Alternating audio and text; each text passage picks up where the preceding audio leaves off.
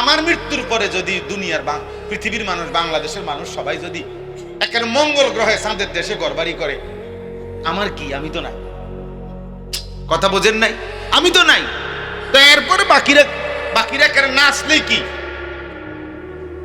এই জন্য আল্লাহ বলেন ওরা তো মনে করে আখেরাত সে তো বহু দূরে।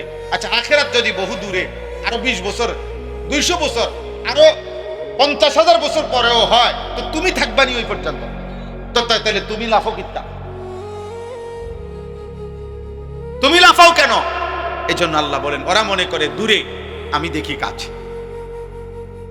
ইয়াউমা তাকুনুস সামাউ কাল মুহল, সেদিন ইসরাফিল যখন ফু দিবে, কিয়ামত যখন শুরু হবে, আল্লাহ তাআলা বলেন আকাশ তখন গলিত তামা গলাইলে যেরকম পড়তে থাকে, এরকম গলিত সীসা, গলিত তামার মতো, উত্তপ্ত আসমান গলিত তামার মতো পড়তে থাকে। ওয়াতাকুনুল জিবালু কাল ইহন, এবং পাহাড়গুলো তুলা যেরকম ধুনাইলে বুঝেননি, ল্যাপটপ বানাইবার আগে কি করে না, তুলা ধুনায়, ধুনাইলে এই ধুনানো তুলা উড়াইয়া দিলে যেমন বাতাসে উঠতে থাকে, আল্লাহ বলেন পাহাড়গুলো এভাবে ধুনিত তুলার মতো উঠতে থাকে। আল্লাহ তাআলা বলেন ওয়ালা ইয়াসআলু হামিমুন হামিমা, একেবারে কলিজার টুকরা কোনো বন্ধুও সেই হাসরের ময়দানে তার কোনো কলিজার টুকরা বন্ধুরেও, আপন ঘনিষ্ঠ বন্ধুকে ভালো মন্দ কিছুই জিজ্ঞেস করবে না। ইউবাসসারুনাহুম, অথচ একজন আরেকজনকে দেখ, এই তোমার সেই বন্ধু বিগত 20 বছর যারে একসাথে মদ খাইছো, গাঁজা খাইছো, একসাথে 30 বছর বিড়ি খাইছো, এক দোয়ানে চা দোয়ানে গপ মারছো, এবারে ওই যে কাকু। আল্লাহ তাআলা বলে এভাবে একজন পরিচিত বন্ধু একজনকে দেখবে, কিন্তু কেউ কাউকে জিজ্ঞেস করবে। শেষ কথা হলো ইয়াওয়াদ্দুল মুজরিমু লাউ ইফতাদি মিন আযাবি ইয়াউমিইদিন বিবানি। আও হুজুররা যত কয় অত না,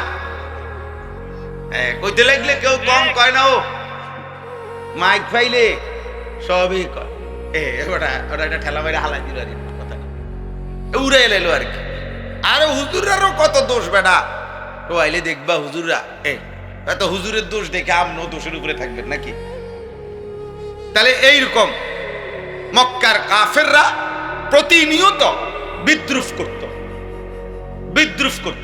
সবচেয়ে জঘন্য একজন কাফের নজর ইবনে হারেস, মক্কার একজন কাফের সর্দার, সে নবীজিকে বিদ্রুপ করে নবীজির সামনে সে হাত তুলে আল্লাহর কাছে বলতো, আল্লাহুম্মা ইন কানা হাদা হুয়াল হাক্কা মিন ইনদিক ফাআমতির আলাইনা হিজারাতাম মিনাস সামা আবিতিনা বিআযাবিন আলীম। এই বেঈমানে বলতো, আল্লাহ এই মুহাম্মদ যে বলে আমগোর উপরে বলে আযাব আসবে, এইটা যদি সত্যই হয় তা আমনে এখন আমগরে আসমান থেকে আযাব হিসাবে পাথরের বৃষ্টি বর্ষণ করেন, অথবা তার চাইতে মারাত্মক কোনো আযাব থাকলে দেন। আল্লাহ নবীকে লক্ষ্য করে পাশে বসে বসে বিদ্রুপ করে এটা বলতো, অর্থাৎ তার বিশ্বাস ছিল আযাব বলতে কিছু হবে না। বুঝেন নাই কথাটা? এজন্য এত বড় জঘন্য কথা বলতো। আল্লাহ তাআলা এই নাফরমান নজর ইবনে হারেসের কথার জবাব দিতে গিয়ে আল্লাহ তাআলা এই সূরা নাজিল করে এই প্রসঙ্গটা, আযাবের কথাটা, এবং সেদিন হাসরের ময়দানে পাপী জাহান্নামী নাফরমানের কি হবে সেই কথাটা সংক্ষেপে আল্লাহ তাআলা এখানে উল্লেখ করেছেন। এবার আপনি শুধু তর্জমাটা শুনেন, আপনি বুঝবেন, আপনারা একবার সহজ, আপনারাই বুঝবেন। আল্লাহ তাআলা বলতেছেন, সাআলা সাইলুম বিআযাবিন ওয়াকি', হে নবী, এক ব্যক্তি আপনার সামনে প্রতিনিয়ত আমি আল্লাহর কাছে কাফের বেঈমান নাফরমান পাপীদের উপরে নিশ্চিত যেই আযাব, সেই আযাব কামনা করছে। বারবার আপনি বলে দেন, লিল কাফিরিনা, এই আযাব কাফেরদের জন্য নিশ্চিত হবে। লাইসা লাহু দাফি', পৃথিবীর কোন শক্তি, জমিনের কোন শক্তি আল্লাহর এই আযাব থেকে ফেরাইতে পারবেন, ফেরাইতে পারবেন। কেন? কারণ মিনাল্লাহি দিল মাআরিজ, সর্বোচ্চ মর্যাদা সম্মান, অথবা দ্বিতীয় তাফসীর হলো 7 আসমানের ঊর্ধ্ব পর্যন্ত, অথবা তৃতীয় তাফসীর হইল জমিনের তলদেশ থেকে আসমানের 7 আসমানের ঊর্ধ্ব পর্যন্ত যত উপরে ফেরেশতারাগুলো আল্লাহর ফেরেশতারা উঠতেছে, এই সর্বোচ্চ শিখর পর্যন্ত পূর্ণটার পূর্ণ 7 আসমান তার ঊর্ধ্বে অথবা সর্বোচ্চ মর্যাদার অধিকারী যেই মহান আল্লাহ, এই শাস্তির ঘোষণা সেই আল্লাহর পক্ষ থেকে। আপনি বলেন বেঈমান, এটা কোনো মেম্বার চেয়ারম্যানের হুমকি না, এটা কোনো এমপি মন্ত্রীর হুমকি না, এটা 7 আসমান ও জমিনের যিনি মালিক, এটা গোটা কায়নাতের যিনি মালিক, আমাদের অস্তিত্বের সবকিছুর যিনি মালিক, জাররা জাররা বিন্দু বিন্দু সেই যার মালিকানাধীন, সেই তার পক্ষ থেকে এই আযাবের ঘোষণা। অতএব এমন মালিকের ঘোষণাকে এমন হেলায় ফেলায় মনে করা উচিত। ফাইজলামি সবখানে মানায় না, ফাইজলামি কি সবখানে মানায়, গারতারামি সবার সাথে ঠিক না। আল্লাহ তাআলা বলতেছে তা'রুজুল মালাইকাতু ওয়ার রূহু ইলাইহি, আল্লাহ তাআলা বলেন যেই 7 আসমানের ঊর্ধ্বে সর্বোচ্চ মর্যাদার অধিকারী যেই মহান আল্লাহ, সেই সর্বোচ্চ মর্যাদায় তিনি যেখানে আছেন, ওই সর্বোচ্চ মর্যাদা পূর্ণ পর্যন্ত কোটি কোটি ফেরেশতা এবং জিব্রাইল ফেরেশতা সেই মহান আল্লাহর হুকুমে প্রতিনিয়ত উপরে নিচে আসা যাওয়া করতেছে, উঠতেছে নামতেছে। আল্লাহ তাআলা বলেন 7 আসমানের ঊর্ধ্বে আরশ আজিম থেকে আমার এক একটা আয়াত জিব্রাইল গ্রহণ করছে, আবার জমিনে আমার বন্ধুর কাছে নিয়ে আসছে, এখান থেকে আবার আমার কাছে যাচ্ছে।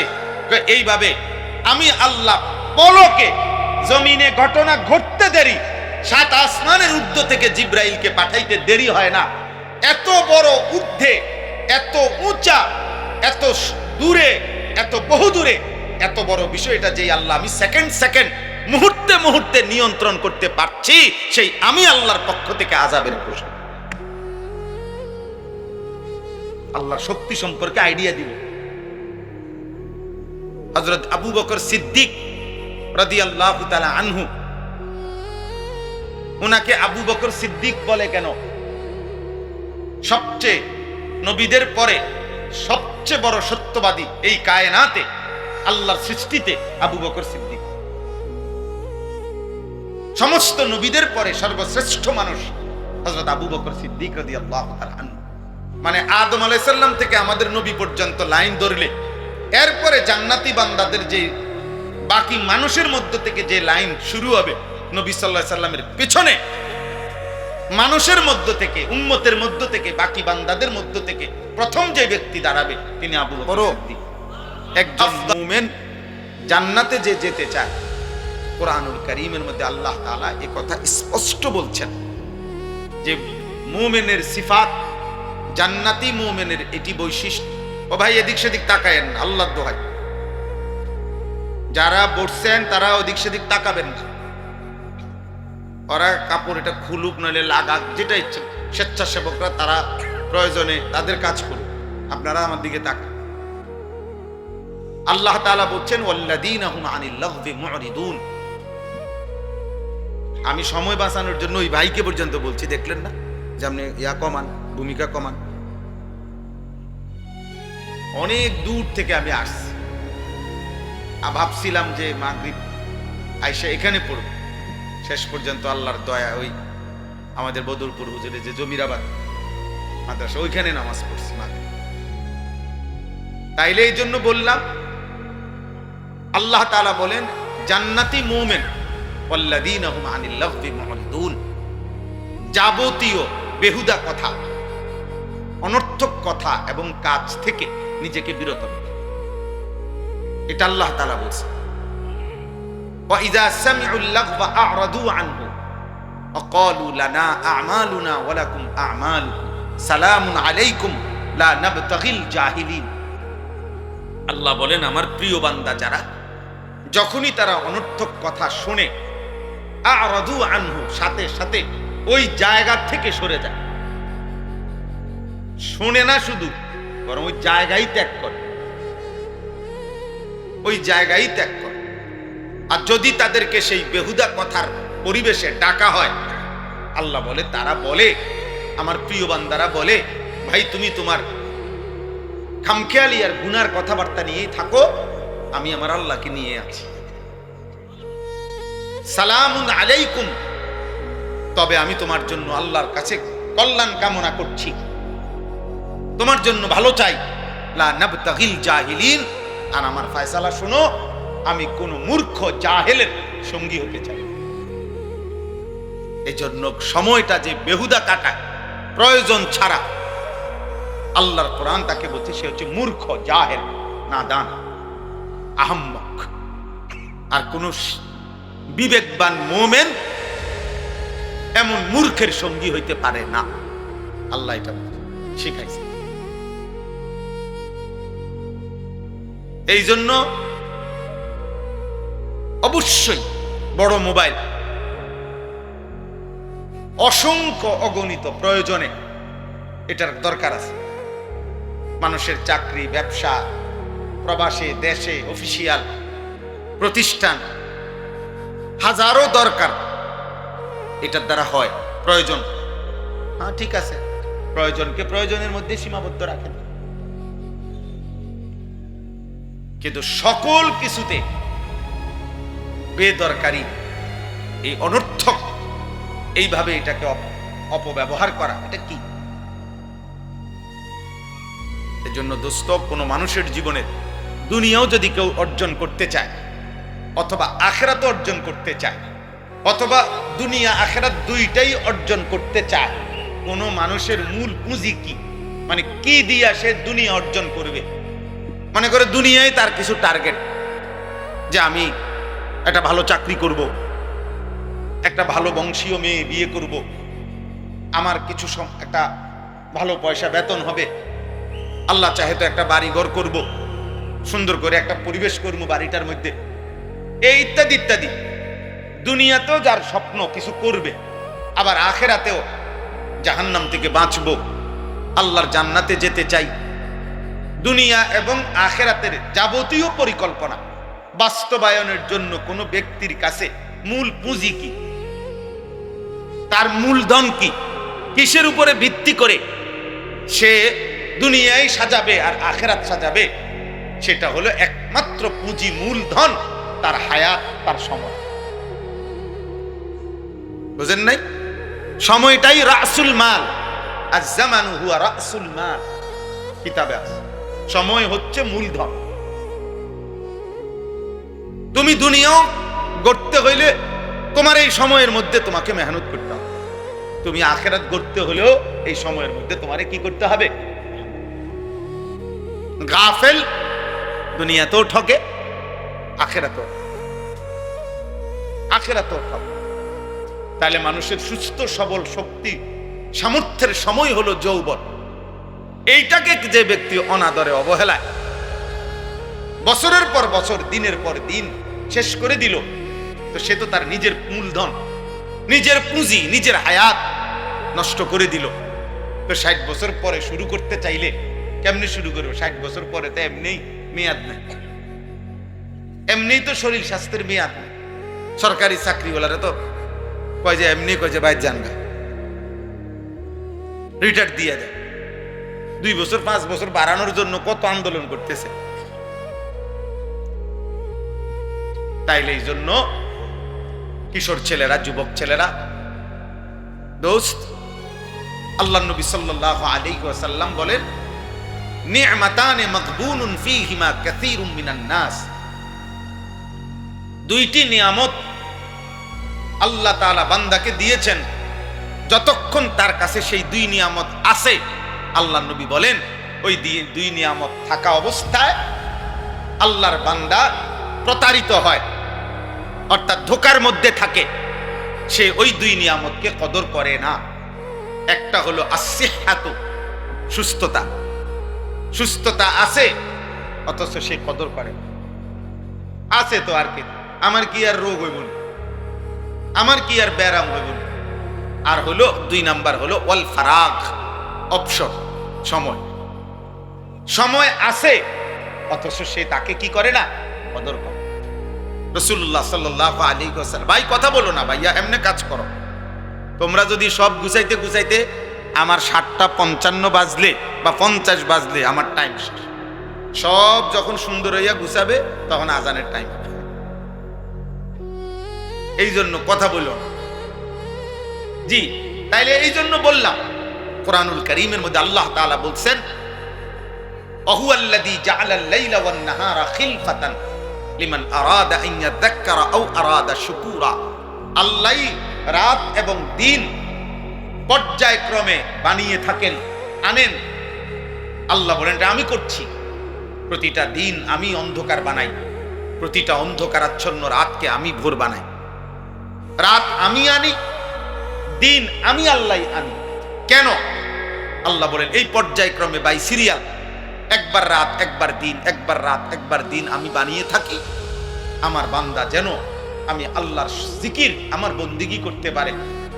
আমার বান্দা যেন আমি আল্লাহর শুকর আদায় করতে পারি।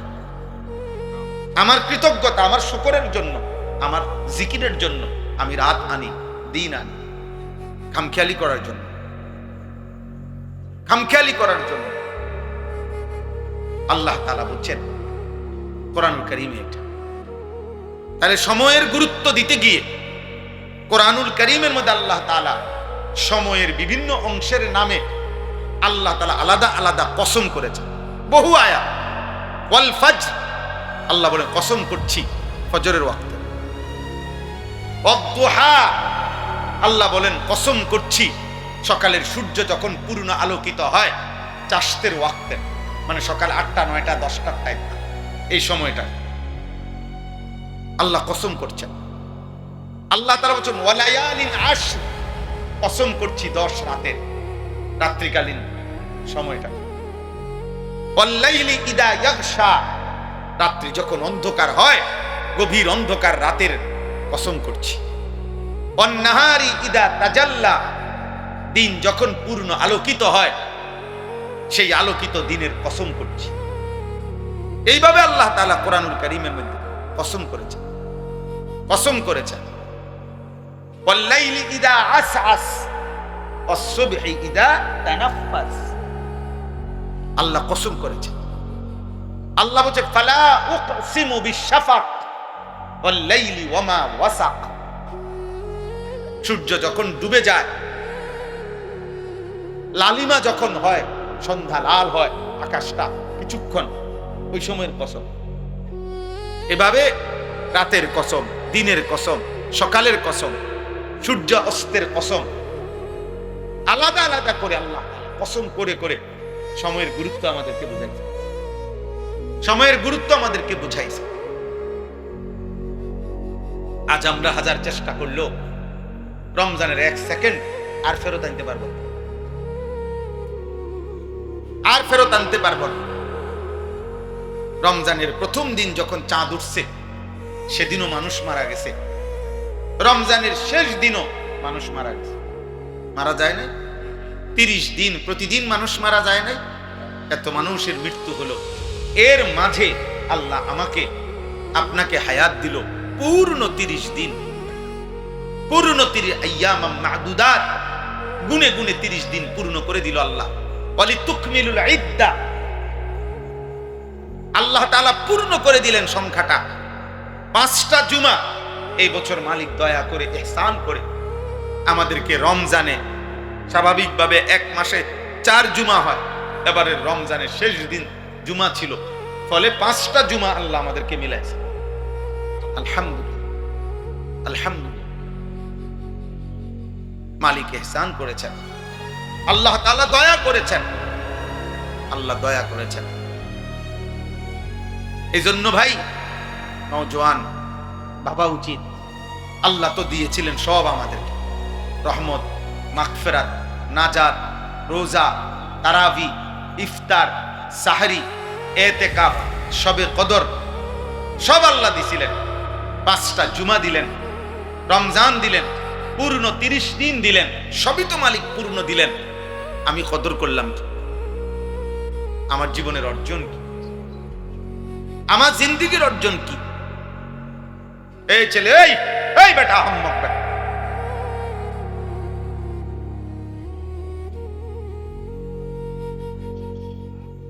গাদ্দারি করো নাকি? তোমার নিষেধ করলাম না বেটা? ফালতু কোথাকার। মোবাইলের কারণে তো এতগুলো কথা বললাম নাকি?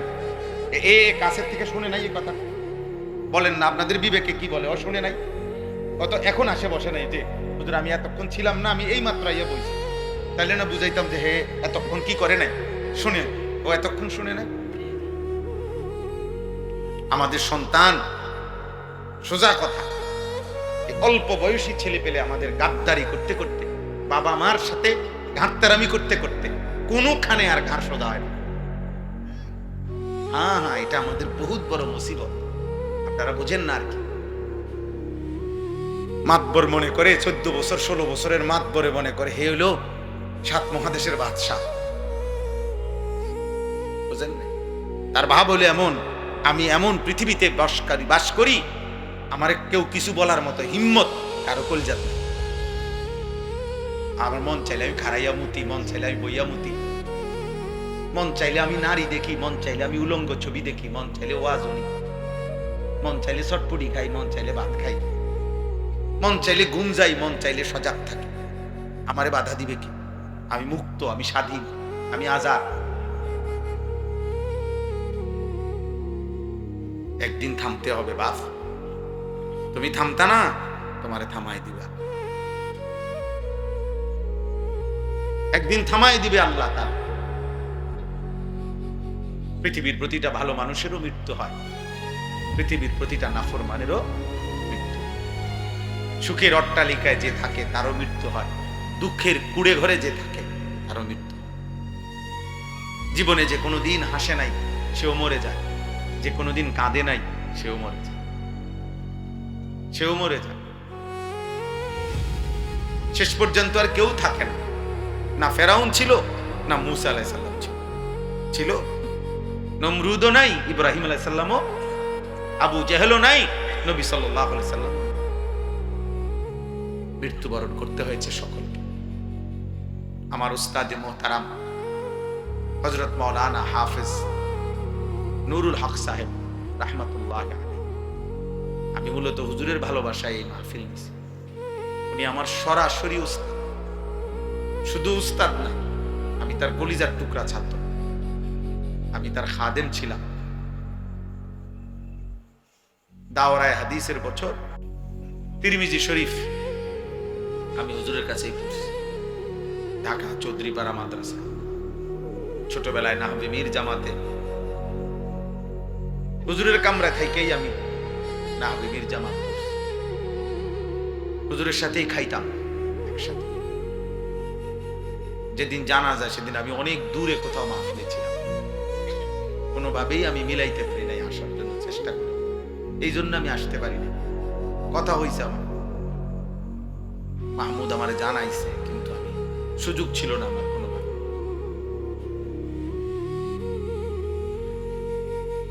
অনেক প্রিয় উস্তাদ ছিলেন।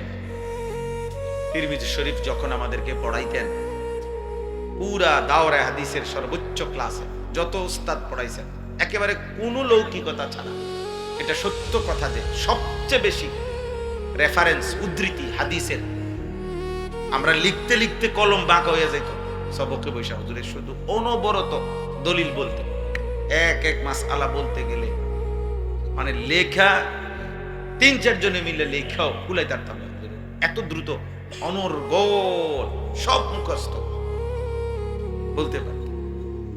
সব সময় ছাত্র ভাইরা আমরা অবাক হইতাম যে কেমনে বলে, কোনো ভাবে দেখতে হইতো না, শুধু বলতে থাকতেন। আপনারা জানেন না উনি কত বড় আলেম ছিলেন। ঢাকার হাজারো হাজারো বাংলাদেশের বর্তমান শীর্ষ শেখুল হাদিস, যারা বুখারী শরীফ, মুসলিম শরীফের মতো কিতাব পড়ায়, এমন হাজারো ছাত্র আলেম ওনার ছাত্র।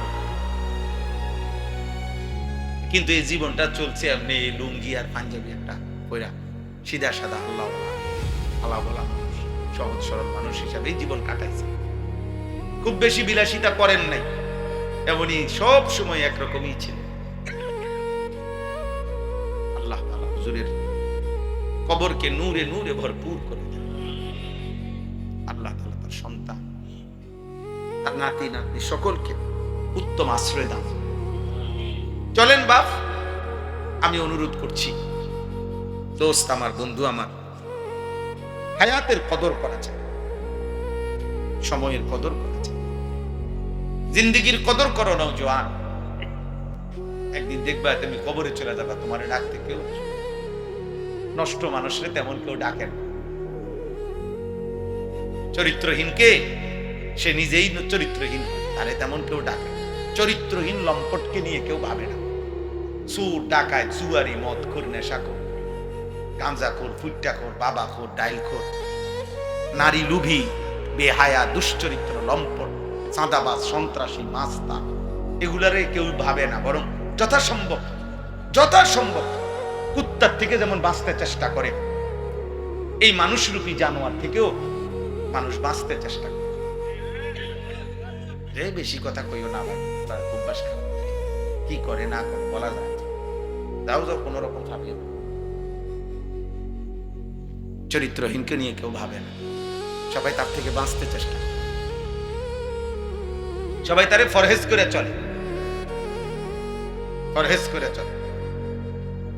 এই জন্য ভাইয়া, নষ্ট হয়ে গেলে আখলাক, চরিত্র, নিজের আখলাক, ভদ্রতা, এই পৃথিবীর তোমাকে নিয়ে কেউ ভাববে কোন দরকার, কারো হাতে সময় নেই, সময় নাই। বাস্তবতায় আমি একটা ছেলেকে বললাম, একটা আমার জিন্দেগি ছেলেরা তোমাদেরকে নিয়ে, এই জন্য বললাম। কোরআনুল কারীমের মধ্যে আছে। আজকে আমি আমার বাড়িতে, আমার বাড়ি লাকসাম নাঙ্গলকোট, ওইখানে আমি আসরের আগ মুহূর্ত 4টা, সোয়া 4টা পর্যন্ত ওইখানে ছিলাম। ওইখান থেকে আসছি মূলত আমার বাড়িতে। আমরা ঈদের পর দিন সবসময় বাবা দাদার জন্য বাড়িতে আমার আত্মীয় স্বজনদেরকে মেহমানদারি করাই, দোয়ার আয়োজন করি, খাওয়াই, মেহমানদারি করি। ওই কারণে ওইখানে গেছি পুরা ফ্যামিলি নিয়ে। সময়ের অভাবে আমার দুই ছেলের বাসায় নামাই দিয়ে আসবো, এই সময় ছিল না। ওরা আমার সাথে নিয়ে আসছি গাড়িতে। একজন ঘুমাইতে এই পর্যন্ত আসছে, মাগরিবের আগ পর্যন্ত ওরা আছে, এখানে আছে। তো বলতেছিলাম, ওইখানেও আমি বলছি, কোরআনুল কারীমের মধ্যে আছে হযরত মুসা আলাইহিস সালাম এবং হযরত খাজির, মানে যারা আমরা খিজির আলাইহিস সালাম কই, মূলত শব্দটা হলো খাদির। তো খাজির আলাইহিস সালাম আর মূলত না, যাই হোক। তো উনি চলার পথে একটি এলাকায় একটা ভেঙে পড়তেছে দেওয়াল, সোজা করে দিছে। সংক্ষেপে বলতেছে আর কি, মানে ওখানে আছে খাজির আলাইহিস সালামকে মুসা নবী জিজ্ঞেস করছে, এই মহল্লাবাসী আমরা একটু খাবার চাইলাম, আমগরে দিল না, মেহমানদারি করলো না, এক গ্লাস পানিও দিল না আমগরে। আমনে আরো তাগো ভাঙা দেওয়াল, মানে পড়ে যাইতেছে কাঠ হওয়া দেওয়াল, আমনে আরো তাগো সোজা করে দিলেন, তাদের উপকার করলেন। তখন তিনি বলছিলেন মুসা নবীকে, শোনো, এই কাঠ হইয়া যাওয়া দেওয়ালটার নিচে একজন ইমানদার নেককার বাবা মা তাদের এতিম সন্তানের জন্য, 2টা এতিম বাচ্চার জন্য তারা এখানে মাটির নিচে সম্পদ, স্বর্ণ রৌপ্য পুঁথা রাখছে। এটা যদি এখন পড়ে যায়, আর এর উপরে যদি মাটি পড়ে যায়, তাহলে হয়তো একটা সময় ওরা, এই বাচ্চাগুলো সাবালক হইয়া ওইটা খুঁজে পাবে না। এই জন্য আমি ওয়াল সোজা করে দিছি। কেন? তাদের বাবা মা ছিল নেককার। এই জন্য বাবা মার নেককার হওয়ার বরকতে, সালেহীন এর বরকতে পরবর্তী প্রজন্ম তারা পর্যন্ত উপকৃত হয়েছে। আমাদের দেশে মুরব্বীরা এটা বোঝে। আগের দিনে কইতো, কেউ ফিসলা খাইতে গিয়া পড়ে নাই, মারাত্মক ব্যথা পায় নাই, কিন্তু ফিসলা খাইছে ধরেন। তো মানুষে বলতো, আমগো গ্রাম অঞ্চলেও দেখতাম, তার উপরে কোনো তার মুরব্বীর দোয়া ছিল, আল্লাহ নেতে এত বড় বিপদের থেকে কি করছে। তাহলে পূর্বপুরুষের দোয়ায় পিছনের পরবর্তী জেনারেশন ভালো থাকছে। অতএব তোমরা এটা মনে রাখো, তোমরা যারা নারী, ছবি, মোবাইল, অশ্লীলতার, নামাজ নাই, সেজদা নাই, আল্লাহ নাই, রাসূল নাই, এইভাবে তোমরা যারা জীবন শেষ করবা, তো তোমাদের পরবর্তী প্রজন্ম এর কি পরিণতি ভোগ করবে তুমি ভাই, তুমি ভাইব। তুমি আমি এতক্ষণ যে ভালো আছি, হতে পারে আমাদের পূর্বপুরুষের দোয়ার বরকতে আমরা এখন ভালো আছি, কিন্তু আমাদের বদ আমল, আমাদের এই নাফরমানি জিন্দেগি আমাদের আগামী জেনারেশনকে বিপদগ্রস্ত করবে। ফিলিস্তিনের ছোট্ট বাচ্চার কি অপরাধ, গাজার ছোট্ট বাচ্চার কি অপরাধ, এমন বিপদ যদি আমাদের উপরে আসে, এমন বিপদ যদি আমাদের উপরে আসে, আমরা কত আইটেমের খাবার, কত পোশাক পরেছি, ওই বাচ্চারা তো এক লোকমা খাবারও পায় না।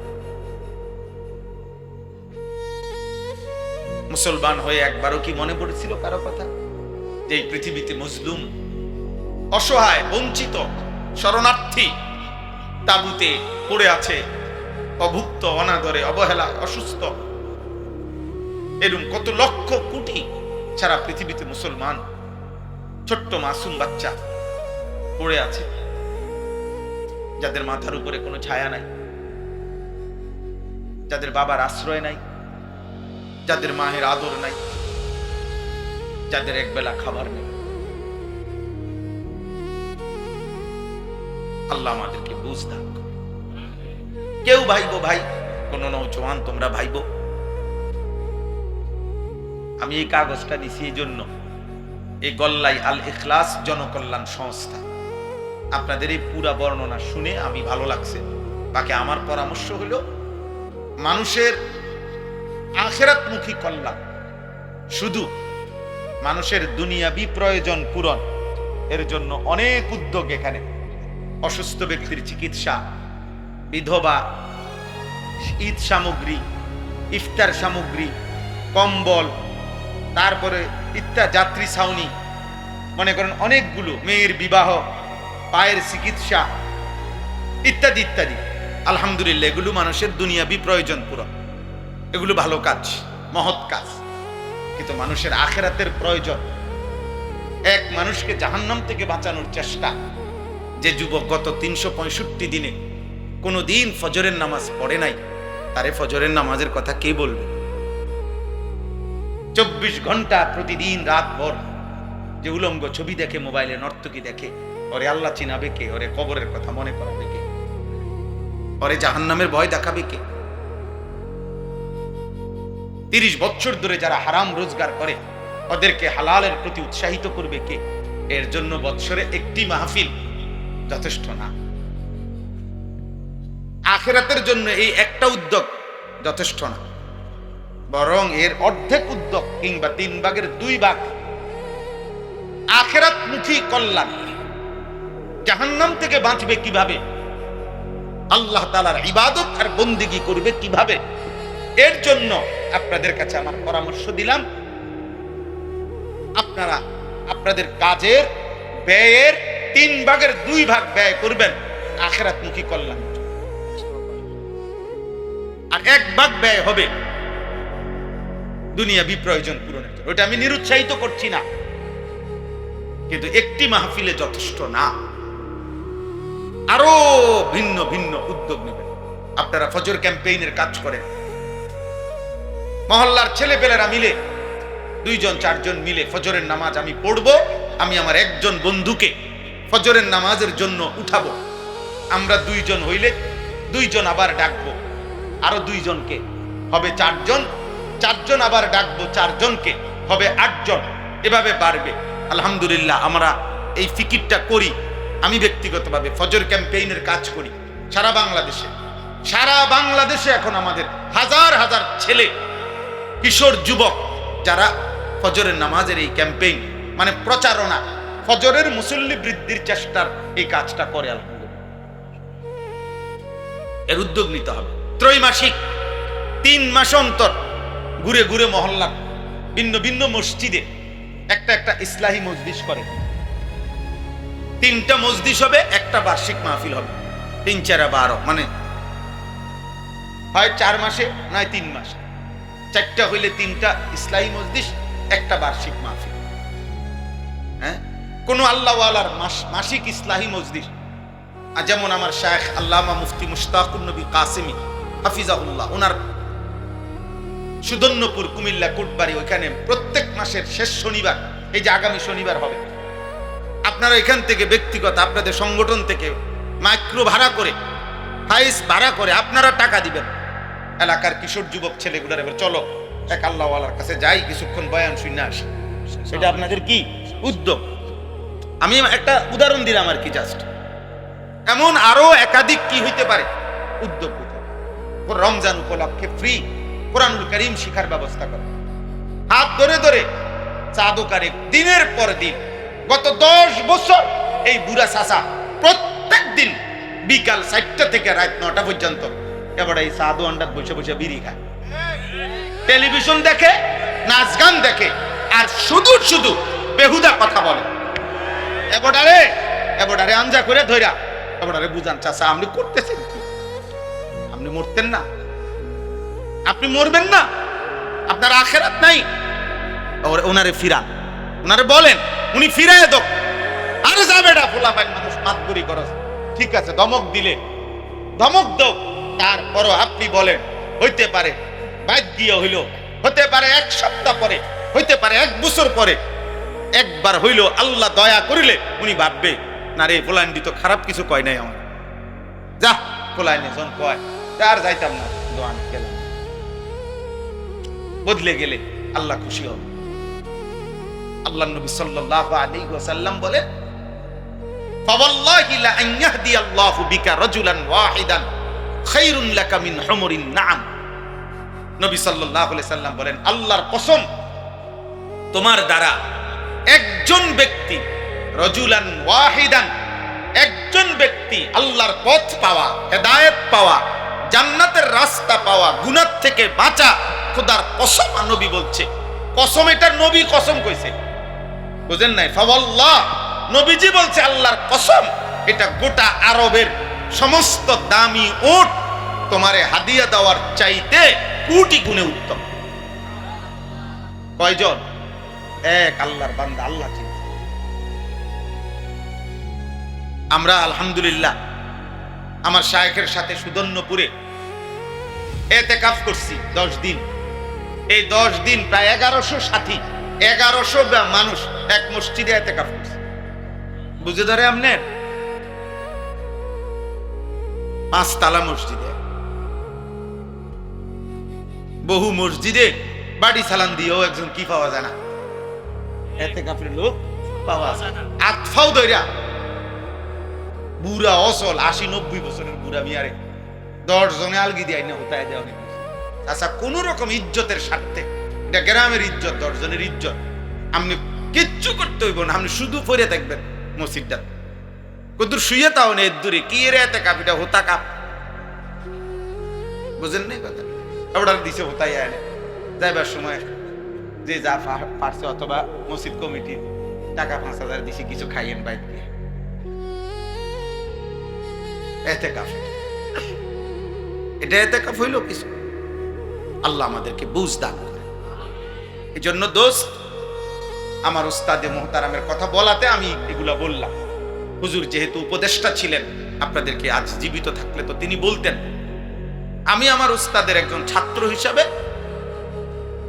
আমিও মনে করি এটা আমারই সংগঠন। এই আন্তরিকতা নিয়ে আমি বললাম যে আপনারা দিনই আরো কি হইতে পারে, আপনি এই উদ্যোগ নেবেন। আল্লাহ তাআলা এই নওজোয়ান ভাইদেরকে তৌফিক দান করেন। চলেন আর একটু কথা একসাথে বললে শেষ হয়ে যাবে কথায়। তো রাসূলুল্লাহ সাল্লাল্লাহু আলাইহি ওয়াসাল্লাম যখনই আযাবের ভয় দেখাইতেন, জাহান্নামের কথা বলতেন, তো মক্কার কাফেররা বিদ্রুপ করত, হইব আযাব, এরকম কয় হয়তো না। আমাকে দেশের তো অনেক মানুষ কয়, অনেক আও রাহো হুজুর রাখ, যত কয় অত না। কইতে লাগলে কেউ কম কয় না, ও মাইক পাইলে সবই কয়। ওটা একটা ঠেলা মেরে হালাই দিল আর কথাটা উড়ে এলো আর কি। আরে হুজুরেরও কত দোষ বেটা, ও আইলে দেখবা হুজুররা এত হুজুরের দোষ দেখে আমরাও দোষের উপরে থাকবেন নাকি? তাহলে এইরকম মক্কার কাফেররা প্রতিনিয়ত বিদ্রুপ করত। সবচেয়ে জঘন্য একজন কাফের নজর ইবনে হারেস, মক্কার একজন কাফের সর্দার, সে নবীজিকে বিদ্রুপ করে নবীজির সামনে সে হাত তুলে আল্লাহর কাছে বলতো, আল্লাহুম্মা ইন কানা হাদা হুয়াল হাক্কা মিন ইনদিক ফাআমতির আলাইনা হিজারাতাম মিনাস সামা আবিতিনা বিআযাবিন আলীম। এই বেঈমানে বলতো, আল্লাহ এই মুহাম্মদ যে বলে আমগোর উপরে বলে আযাব আসবে, এইটা যদি সত্যই হয় তা আমনে এখন আমগরে আসমান থেকে আযাব হিসাবে পাথরের বৃষ্টি বর্ষণ করেন, অথবা তার চাইতে মারাত্মক কোনো আযাব থাকলে দেন। আল্লাহ নবীকে লক্ষ্য করে পাশে বসে বসে বিদ্রুপ করে এটা বলতো, অর্থাৎ তার বিশ্বাস ছিল আযাব বলতে কিছু হবে না। বুঝেন নাই কথাটা? এজন্য এত বড় জঘন্য কথা বলতো। আল্লাহ তাআলা এই নাফরমান নজর ইবনে হারেসের কথার জবাব দিতে গিয়ে আল্লাহ তাআলা এই সূরা নাজিল করে এই প্রসঙ্গটা, আযাবের কথাটা, এবং সেদিন হাসরের ময়দানে পাপী জাহান্নামী নাফরমানের কি হবে সেই কথাটা সংক্ষেপে আল্লাহ তাআলা এখানে উল্লেখ করেছেন। এবার আপনি শুধু তর্জমাটা শুনেন, আপনি বুঝবেন। আপনারা একবার সহজ, আপনারাই বুঝবেন। আল্লাহ তাআলা বলতেছেন, সাআলা সাইলুম বিআযাবিন ওয়াকি'। হে নবী, এক ব্যক্তি আপনার সামনে প্রতিনিয়ত আমি আল্লাহর কাছে কাফের বেঈমান নাফরমান পাপীদের উপরে নিশ্চিত যেই আযাব, সেই আযাব কামনা করছে বারবার। আপনি বলে দেন, লিল কাফিরিনা, এই আযাব কাফেরদের জন্য নিশ্চিত হবে। লাইসা লাহু দাফি', পৃথিবীর কোন শক্তি, জমিনের কোন শক্তি আল্লাহর এই আযাব থেকে ফেরাইতে পারবে না, ফেরাইতে পারবে। কেন? কারণ মিনাল্লাহি দিল মাআরিজ, সর্বোচ্চ মর্যাদা সম্মান, অথবা দ্বিতীয় তাফসীর হলো 7 আসমানের ঊর্ধ্ব পর্যন্ত, অথবা তৃতীয় তাফসীর হইল জমিনের তলদেশ থেকে আসমানের 7 আসমানের ঊর্ধ্ব পর্যন্ত যত উপরে ফেরেশতারাগুলো, আল্লাহর ফেরেশতারা উঠতেছে, এই সর্বোচ্চ শিখর পর্যন্ত পূর্ণটার পূর্ণ 7 আসমান, তার ঊর্ধ্বে অথবা সর্বোচ্চ মর্যাদার অধিকারী যেই মহান আল্লাহ, এই শাস্তির ঘোষণা সেই আল্লাহর পক্ষ থেকে। আপনি বলেন বেঈমান, এটা কোনো মেম্বার চেয়ারম্যানের হুমকি না, এটা কোনো এমপি মন্ত্রীর হুমকি না, এটা 7 আসমান ও জমিনের যিনি মালিক, এটা গোটা কায়নাতের যিনি মালিক, আমাদের অস্তিত্বের সবকিছুর যিনি মালিক, জাররা জাররা বিন্দু বিন্দু সেই যার মালিকানাধীন, সেই তার পক্ষ থেকে এই আযাবের ঘোষণা। অতএব এমন মালিকের ঘোষণাকে এমন হেলায় ফেলায় মনে করা উচিত। ফাজলামি সবখানে মানায় না। ফাজলামি কি সবখানে মানায়, গারতারামি সবার সাথে ঠিক না। আল্লাহ তাআলা বলতেছেন, তা'রুজুল মালাইকাতু ওয়ার রূহু ইলাইহি।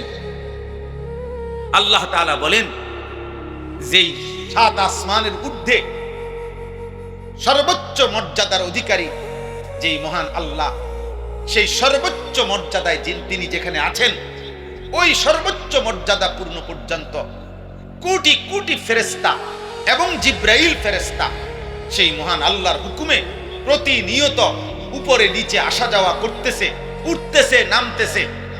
আল্লাহ তাআলা বলেন, সাত আসমানের ঊর্ধ্বে আরশ আজিম থেকে আমার এক একটা আয়াত জিব্রাইল গ্রহণ করছে, আবার জমিনে আমার বন্ধুর কাছে নিয়ে আসছে, এখান থেকে আবার আমার কাছে যাচ্ছে। এইভাবে আমি আল্লাহ পলকে জমিনে ঘটনা ঘটতে দেরি, সাত আসমানের ঊর্ধ্ব থেকে জিব্রাইলকে পাঠাইতে দেরি হয় না। এত বড় ঊর্ধ্বে, এত উঁচা, এত দূরে, এত বহু দূরে, এত বড় বিষয়টা যেই আল্লাহ আমি সেকেন্ড সেকেন্ড, মুহূর্তে মুহূর্তে নিয়ন্ত্রণ করতে পারছি, সেই আমি আল্লাহর পক্ষ থেকে আযাবের ঘোষণা।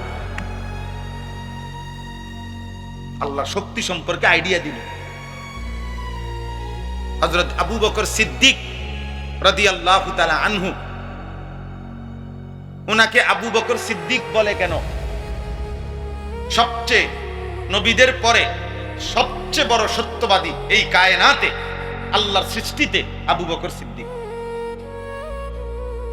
সমস্ত নবীদের পরে সর্বশ্রেষ্ঠ মানুষ হযরত আবু বকর সিদ্দিক রাদিয়াল্লাহু তাআলা আনহু।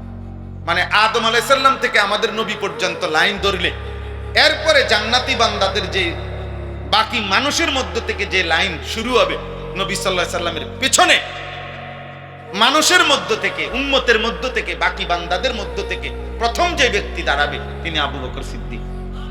আফদালুন নাসি বাদাল আম্বিয়া আবু বকর।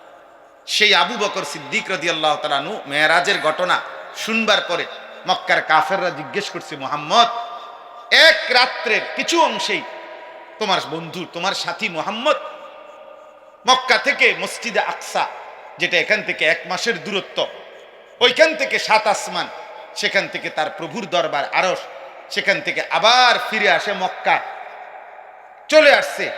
এটাও কি সম্ভব? এটাও তোমার বিশ্বাস হয়? আবু বকর সিদ্দিক রাদিয়াল্লাহু তাআলা আনহু বলেন, এর চাইতে বড় বিষয়ও আমার বিশ্বাস হয়। সেইটা কি? সেইটা হলো, এখানে জমিনের 1 সেকেন্ডের ঘটনা ঘটতেই, প্রশ্ন আসতেই, সেই আরশ আজিম থেকে আল্লাহর হুকুম নিয়ে জিব্রাইল সেকেন্ডের ভিতরে এখানে চলে আসে। এটা যদি সম্ভব হয়, এটা সম্ভব হবে না কেন? আবু বকর সিদ্দিককে নবী শুনে বলেন, আবু বকর, এজন্যই তুমি সিদ্দিক, তুমি হচ্ছ সবচেয়ে বড় সত্যবাদী, যে আমার কথাতে এক বিন্দু কোনোদিন সন্দেহ করো না, সন্দেহ করো না। আল্লাহ তাআলা বলেন, সেই আযাব কোন দিন হবে? নিশ্চিত আযাব হবে কিনা বলেন, কথা বলেন না কেন? আল্লাহ বলেন, সেই আযাবটা হবে কোন দিন? ফি ইয়াউমিন কানা মিকদারুহু 50000 সানা। আপনি বলে দেন বন্ধু, সেই আযাব হবে ওই দিন, ওই হাসরের দিন, ওই কিয়ামতের মাঠের দিন, যেদিন আল্লাহ বলে, বান্দা, যেই দিনের একদিন হবে, হাসরের ময়দানের দিনটা হবে 50,000 বছরের সমান। কয় হাজার বছর দোস্ত? 50,000 টাকা আর 50,000 বছর এক কথা? আপনি বুঝছেন 50,000 বছর বলতে কথাটা বুঝছেন? আন্দাজ করছেন কিছু? আমনের আমার বাপ দাদার 14 গোষ্ঠীর কত মানুষের, কত হাজার মানুষের হায়াত একত্র করলে হবে 50,000 বছর। ফি ইয়াউমিন কানা মিকদারুহু 50000 সানা। আল্লাহ বলে, আযাব হবে সেদিন, যেদিন হাসরের ময়দানের দৈর্ঘ্য হবে 50,000 বছর। আযাব শুরু হলে চলতে থাকবে 50,000 বছর, দাঁড়িয়ে থাকতেই হবে হাসরের মাঠে 50,000 বছর। বলেন, আল্লাহ তাআলা বলবেন, বান্দা, আজ তুমি বুঝলা না, তবে এটা শুনো, সেই আযাব নিশ্চিত, বিআযাবিন ওয়াকি', অবশ্যই হবে। ফাসবির সাবরান জামিলা। অতএব বন্ধু আমার, আপনি পূর্ণ ধৈর্য ধারণ করেন, আপনি ধৈর্য ধারণ করেন, আপনি ঘাবড়াবেন না, আপনি হতাশ হবেন না। যত ব্যঙ্গ, যত বিদ্রুপ, যত উপহাস, যত তুচ্ছতাচ্ছিল্যই তারা করুক না কেন, আপনি নিশ্চিত ইয়াকিন করে রাখেন, 50,000 বছরের দৈর্ঘ্য পরিমাণ কিয়ামত, আসরের দিন, আখিরাতের দিন, আমি যেই আযাবের কথা আপনারে দিয়া বলছি, কাফের, বেঈমান, নাফরমান, পাপীদের জন্য সেটা হবেই হবে, হবেই হবে, হবেই। ইন্নাহুম ইয়ারাউনাহু বাঈদা ওয়া নারাহু করিবা। আল্লাহ বলেন দুনিয়ার সামান্য ভোগ বিলাসিতা উল্লাস আর মাতলামির মধ্যে থাকার কারণে বেঈমান মনে করে সেই কিয়ামত বহু দূরে, আর আমি আল্লাহ বন্ধু আমি দেখতেছি সেটা একদম কাছে। কারণ যার মৃত্যু তার কিয়ামত শুরু, কারণ সে তো আর ফিরবে না। কথা বলেন না কেন? আর আমাদের মৃত্যু আমাদের কাছে না দূরে? তো কিয়ামত কাছে, কারণ আপনি মরলে তো শেষ, মরলে তো আর আপনি ফিরতে পারতেন না। কথা বোঝেন নাই? আপনি তো আর আসবেন না। আমার মৃত্যুর পরে যদি দুনিয়ার পৃথিবীর মানুষ, বাংলাদেশের মানুষ সবাই যদি একের মঙ্গল গ্রহে চাঁদের দেশে ঘরবাড়ি করে, আমার কি? আমি তো নাই। কথা বোঝেন নাই? আমি তো নাই। তো এরপরে বাকিরা কেন না আসলেই কি? এই জন্য আল্লাহ বলেন ওরা তো মনে করে আখেরাত সে তো বহু দূরে। আচ্ছা, আখেরাত যদি বহু দূরে, আরো 20 বছর, 200 বছর, আরো 50,000 বছর পরেও হয়, তো তুমি থাকবানি ওই পর্যন্ত, তো তাহলে তুমি লাফো কিত্তা? তুমি লাফাও কেন? এই জন্য আল্লাহ বলেন ওরা মনে করে দূরে, আমি দেখি কাছে। ইয়াউমা তাকুনুস সামাউ কাল মুহল, সেদিন ইসরাফিল যখন ফু দিবে, কিয়ামত যখন শুরু হবে, আল্লাহ তাআলা বলেন আকাশ তখন গলিত তামা গলাইলে যেরকম পড়তে থাকে, এরকম গলিত সীসা, গলিত তামার মতো, উত্তপ্ত আসমান গলিত তামার মতো পড়তে থাকবে। ওয়াতাকুনুল জিবালু কাল ইহন, এবং পাহাড়গুলো তুলা যেরকম ধুনাইলে বুঝেননি? ল্যাপটপ বানাইবার আগে কি করে না, তুলা ধুনায়, ধুনাইলে এই ধুনানো তুলা উড়াইয়া দিলে যেমন বাতাসে উঠতে থাকে, আল্লাহ বলেন পাহাড়গুলো এভাবে ধুনিত তুলার মতো উঠতে থাকে। আল্লাহ তাআলা বলেন ওয়ালা ইয়াসআলু হামিমুন হামিমা, একেবারে কলিজার টুকরা কোনো বন্ধুও সেই হাসরের ময়দানে তার কোনো কলিজার টুকরা বন্ধুরেও, আপন ঘনিষ্ঠ বন্ধুও বন্ধুকে ভালো মন্দ কিছুই জিজ্ঞেস করবে না। ইউবাসসারুনাহুম, অথচ একজন আরেকজনকে দেখবে। এই তোমার সেই বন্ধু, বিগত 20 বছর যারে একসাথে মদ খাইছো, গাঁজা খাইছো, একসাথে 30 বছর বিড়ি খাইছো, এক দোয়ানে চা দোয়ানে গপ মারছো, এবার ওই যে কাকু। আল্লাহ তাআলা বলে এভাবে একজন পরিচিত বন্ধু একজনকে দেখবে, কিন্তু কেউ কাউকে জিজ্ঞেস করবে না। শেষ কথা হলো ইয়াওয়াদ্দুল মুজরিমু লাউ ইফতাদি মিন আযাবি ইয়াউমিইদিন বিবানি সাহিবাতিহি ওয়া আখি। দোস্ত আমার, বাপ আমার, আল্লাহ বলে সেদিন হাসরের ময়দানের এই ভয়ানক দৃশ্য দেখে আল্লাহ তাআলা বলে প্রত্যেকটা পাপী নাফরমান জাহান্নামী খোদার কসম আল্লাহর কাছে বলবে, আল্লাহ আজকে এই হাসরের ময়দানে আমার সন্তানদেরকে জাহান্নামে দিয়ে দেন, আমার স্ত্রীকে জাহান্নামে দিয়ে দেন, আমার ভাই বোনদেরকে জাহান্নামে দিয়ে দেন, আমার পুরা গ্রাম, আমার মহল্লাবাসীদেরকে জাহান্নামে দিয়ে দেন, এই পৃথিবীর সমস্ত মানুষকে জাহান্নামে দিয়ে দেন। খোদার কসম আল্লাহ বলে সে শুধু বলবে সুম্মা ইউনজি, মাওলা আমারে বাঁচায় দেন। আরে তোর আব্বাও নি, আরে রাখেন আব্বা, খেতা করেন আব্বারে জাহান্নামে দেন, মাওলা আমারে বাঁচায় দেন। এটা তোমার স্ত্রী, ওরে বাদ দেন স্ত্রী। ওই তোমার ছেলে, আরে রাখেন ছেলে, আমারে বাঁচায়। আমান ফিল আরদি জামিআ সুম্মা ইউনজি, আল্লাহ শুধু আমারে বাঁচান, আমারে বাঁচান। ইয়া রব্বি নাফসি নাফসি, ইয়া রব্বি নাফসি নাফসি, আল্লাহ আমাকে বাঁচান, আমাকে বাঁচান, আমাকে। মা চাই না, বাপ চাই না, স্ত্রী চাই না, সন্তান চাই না, গ্রামবাসী মহল্লাবাসী চাই না, গোটা পৃথিবীর সবাইরে জাহান্নামে দিয়ে হলেও আমারে বাঁচায় দেন। কাল্লা, আল্লাহ বলবেন না, কখনোই হবে না, তোমার শাস্তি তোমাকেই ভোগ করতে হবে। ইন্নাহা লাযা, বান্দা এখন তোমাকে যেই জাহান্নামে ফেলা হবে সেটা হবে ধাউ ধাউ লেলিহান আগুনের শিখা, নাজ্জাআতাল লিশাওয়া। আল্লাহ বলেন 1 সেকেন্ডে জাহান্নামের আগুনে যখন ফেলা হবে তোমার সারা দেহের চামড়া তুলে ফেলবে, চামড়া খসাইয়া ফেলবে, চামড়া ফ্রাই বানায় ফেলবে, ফ্রাই খসিয়ে ফেলবে। মানুষ কথার প্রসঙ্গে বলে কিনা দুনিয়ায়, এমন ফিডা ফিট করে চামড়া তুললাম। আল্লাহ তাআলা বলছেন, খোদার কসম এই আয়াতের অর্থ এটা। আল্লাহ বলে, তোরে এখন এমন আগুনে ফেলা হবে, নাফরমান, তোর চামড়া তুলে ফেলা হবে। এক তাদউ মান আদবারা ওয়া তাওয়াল্লা। দোস্ত আমার, শেষ আয়াত শোনো। আল্লাহ তাআলা বলেন, সেদিন জাহান্নামের আগুন যারা যারা আল্লাহর হুকুম থেকে, এক এক ওয়াক্ত নামাজ থেকে যারা নিজেরা বিমুখ ছিল, অন্যদিকে পৃষ্ঠ প্রদর্শন করে মসজিদের দিকে যায়, এদিকে আজান হয়, এদিকে যায় নাফরমান ওইদিকে, আল্লাহর হুকুম থেকে যারা মুখ ফিরায় নিছে, জাহান্নামের আগুন তাদউ, খোদার কসম, আল্লাহ বলে আগুন ওই নাফরমানকে ডাক দিবে, এদিকে ওই এদিকে, ওইদিকে যাস কেন, কারে তালাশ করস বেঈমান, এদিকে আমি আগুন তোর জন্য অপেক্ষা করছি। আজ তোকে বুঝাবো আমার রবের একটা একটা সেজদা না দেওয়ার শাস্তি কি।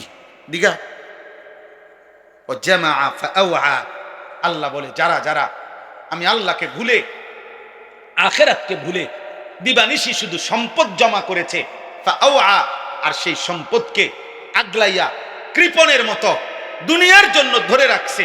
কিসের যাকাত, কিসের সাদকাতুল ফিতির, কিসের দান, কোথায় হজ, কোথায় উমরা, কোথায় আল্লাহর রাস্তায় খরচ করা, কিচ্ছুর খবর নাই। হালাল হারাম মিশ্রিত, সুদে ঘুষে কিস্তিতে বাটপারি সিটারি 2 নম্বরি 6 নম্বরি করে শুধু কেবল সম্পদ জমা করেছে। আল্লাহর কসম, আল্লাহর কসম, জাহান্নামের আগুন নিজে তাকে ডেকে ডেকে টাইনা নিয়ে আসবে জাহান্নামের ভিতরে। আল্লাহ আমাদেরকে হেফাজত করে, আল্লাহ আমাদেরকে হেফাজত করে। আমার ভাই, আমার বন্ধু, আমার বাপ, আমার চাচা, আমার পর্দার আড়ালের মা বোন, আমরা সবাই, আমরা আল্লাহ তাআলা আমাদেরকে রমজান দিছেন। আল্লাহ তাআলা বলছে, বান্দা আমি সর্বোচ্চ চেষ্টা করেছি, বান্দা আমি নিজের হাতে রমজান সাজাইছি। ইফতার, সাহারি, রোজা, তারাবি, এতেকাফ, শবে কদর, রহমত, মাগফিরাত, নাজাত, 1-70 চারিদিক দিয়া ব্যারিকেড দিয়া, মানে মনে করেন পুরা প্যান্ডেলের চারখান দিয়া আটকাইয়া, এমন ভাবে বলছি শুধু একটা দরজা খুলছি। আমি আল্লাহ চাইছি ওই দিক দিয়া বসো, এদিক দিয়া বসো, এন দিয়া বসো, এন দিয়া বউ, ওইন দিয়া বউ, এখানে ডাকো, ওখানে ডাকো, সকালে ডাকো, দুপুরে ডাকো, রাতে ডাকো, সব অবস্থায় আমি মাসটাকে এইভাবে আটকাইছি। শুধু একটা দরজা খোলা রাখছি, সেটা শুধু জান্নাতের দরজা।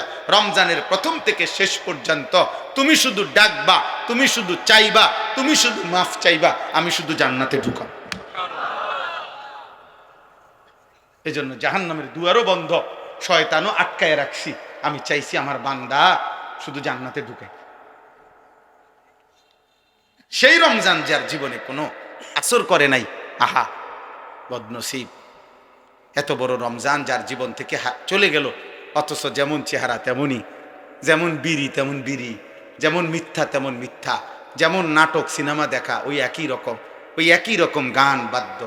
হায় ধিক তোর কপাল, আফসোস তোর জীবন, আফসোস বদনসিব, দুর্ভাগ্য তোমার কপাল, অভিশপ্ত এই জীবন, আফসোস এই জীবনের, যে জীবন এত বড় রমজান পেল, 30 দিন পূর্ণ পেল, কিন্তু জিন্দিগির কোনো পরিবর্তন করতে পারল, জীবনের কোনো পরিবর্তনই হইল না। আল্লাহ তাআলা আমাদেরকে রমজান পরবর্তী আমাদের জীবন সুন্দর করার সবক, কলিজার মধ্যে এই ফিকির, জাহান্নামের ভয় আল্লাহ তাআলা আমাদের দিলে দান করেন।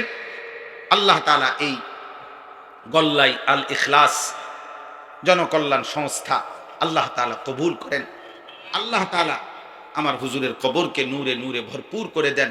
এলাকার মহল্লার আশপাশের যত কবরবাসী আছে আল্লাহ তাআলা সকলকে মাফ করে দেন।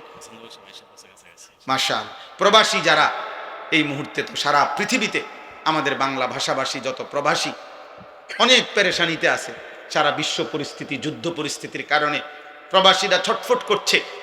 এখান থেকে, দেশ থেকে মা বাবা স্ত্রী সন্তান আহাজারি পেরেশানি করছে। আল্লাহ তাআলা যেন প্রতিটি প্রবাসী বাবা ভাইকে সুস্থতার সাথে, নিরাপত্তার সাথে রাখেন। আল্লাহ যেন ঈমান আমলের সাথে রাখেন। আমাদের পরম শ্রদ্ধেয় আল্লামা হাসান জামিল সাহেব খুব কাছাকাছি চলে আসছেন। ইনশাআল্লাহ এশার নামাজের পরপর ইনশাআল্লাহ হযরত বয়ান করবেন। আপনারা সবাই ইনশাআল্লাহ আবার জমে সুন্দর করে বসবেন। আল্লাহ তৌফিক দান করেন। এটা কি আচ্ছা, মাশাআল্লাহ। গল্লাই দক্ষিণ পাড়া আল ইহসান ইসলামী সমাজ কল্যাণ পরিষদের উদ্যোগে আগামী 28শে মার্চ, এই মাসেই আগামী শনিবার মাহফিল, কালিয়ারচর দক্ষিণ বাজার সংলগ্ন মাঠ। সেখানে আলোচনা করবেন আল্লামা নজির আহমদ সাহেব, আর এতক্ষণ যিনি চিৎকার দিলেন তিনি মুফতি কাউসার মাহমুদ আর ওলামায়ে কেরাম। আমার বয়ান কখন? শেষ বয়ান ইনশাআল্লাহ। আল্লাহ তাআলা তৌফিক দান করেন, ওই মাহফিলও আপনারা শামিল হবেন। আল্লাহ কবুল করেন। সুবহানাল্লাহি ওয়া বিহামদিহি। আলহামদুলিল্লাহ, জাযাকাল্লাহ। السماء كالمهل وتكون الجبال كالعهن ولا يسأل حميم حميما يبصرونهم يود المجرم لو يفتدي من عذاب يومئذ ببنيه وصاحبته وأخيه وفصيلته التي تؤويه ومن في الأرض جميعا ثم ينجيه كلا إنها لظى نزاعة للشوى تدعو من أدبر وتولى وجمع فأوعى صدق الله مولانا العظيم.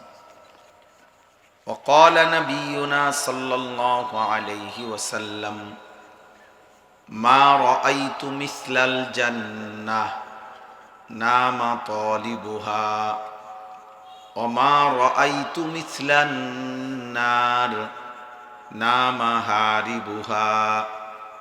اللهم صل على محمد وعلى آل محمد كما صليت على إبراهيم وعلى آل إبراهيم إنك حميد مجيد. اللهم بارك على محمد وعلى آل محمد كما باركت على إبراهيم وعلى آل إبراهيم إنك حميد مجيد. سبحانك لا علم لنا إلا ما علمتنا إنك أنت العليم الحكيم. الحمد لله. আল্লাহ পাক রব্বুল ইজ্জত জুল জালাল ওয়াল ইকরামের ফজল কারাম, রব্বুল আলামিনের অপরিসীম ইহসান, মেহেরবানি, দয়া, আল্লাহ তাআলা আমাদেরকে আজ 22 মার্চ 2026 রোজ রবিবার কুমিল্লা জেলা চান্দিনা উপজেলাধীন গল্লাই আল ইখলাস জনকল্যাণ সংস্থা ও প্রবাসীদের উদ্যোগে আজকের এই তৃতীয় বার্ষিক ওয়াজ মাহফিলে আল্লাহ তাআলা আমাদেরকে আসবার বসবার আল্লাহর জন্যই জমা হওয়ার তৌফিক দান করেছেন। আলহামদুলিল্লাহ। পবিত্র কোরআনুল কারীমের 29 নম্বর পারা, কোরআনুল কারীমের 70 নম্বর সূরা, সূরাটির নাম হচ্ছে মাআরিজ। এই সূরার প্রথম 18টি আয়াত, ছোট ছোট আয়াত আমি এইমাত্র ধারাবাহিক তেলাওয়াত করেছি। ইনশাআল্লাহ এই আয়াতগুলোকে সামনে রেখে তার তর্জমা অল্প একটু সময়ের মধ্যে আপনাদের সামনে পেশ করতে চাই। আল্লাহ তাআলা আমাদেরকে তৌফিক দান করেন।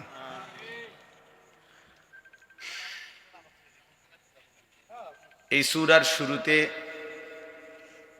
একটা ছোট্ট প্রসঙ্গ হলো, বললে আমাদের বুঝতে সুবিধা হয় কেন এই আয়াতগুলো নাজিল হল। এটাকে কোরআনের ভাষায়, তাফসীরের ভাষায় শানে নুজুল বলে। রাসূলুল্লাহ সাল্লাল্লাহু আলাইহি ওয়াসাল্লাম, নবীজির একটা বিশেষ সিফাত ছিল, তিনি বশীর, জান্নাতের সুসংবাদদাতা। আরেকটা গুণ ছিল, বৈশিষ্ট্য, তিনি নাদির, জাহান্নামের ভয় প্রদর্শনকারী। বশীর ও নাদির।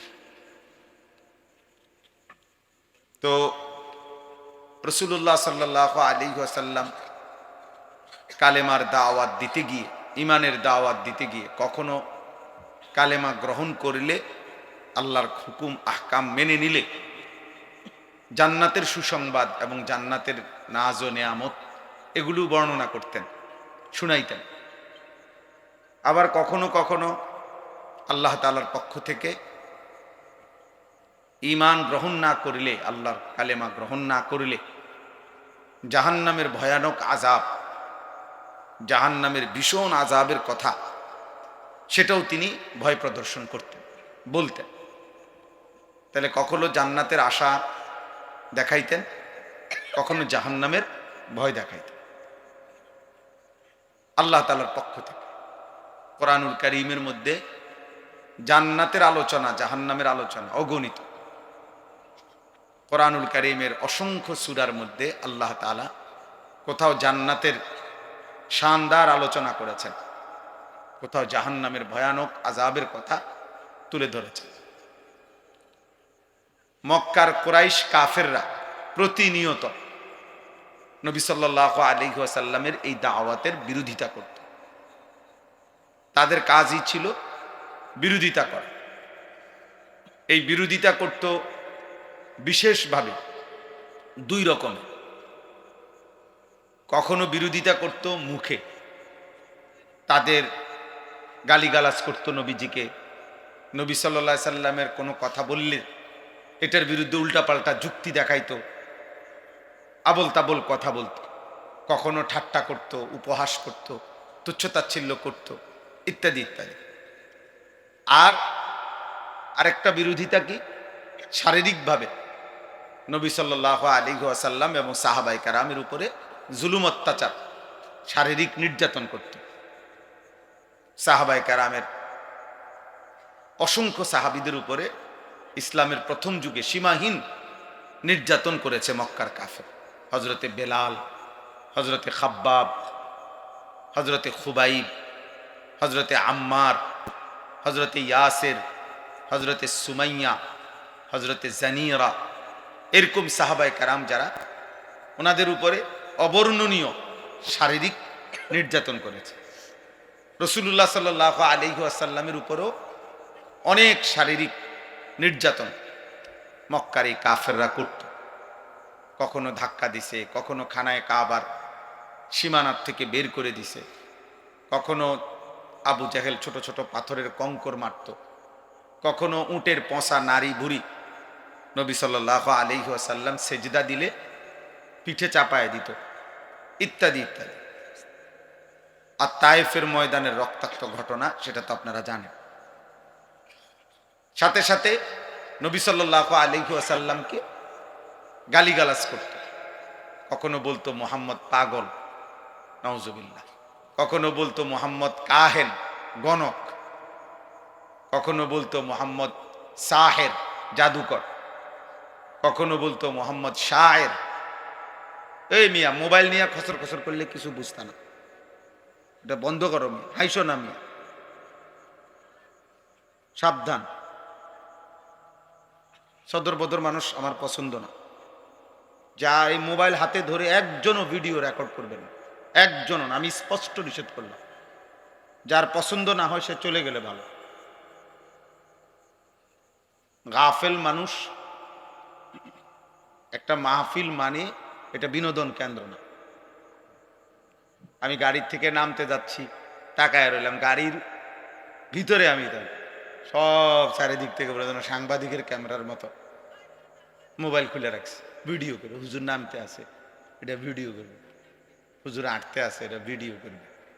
গাড়ি দিয়ে নামতে আছে। এটার মধ্যে ভিডিওর কি আছে, ফায়দা কি এটাতে?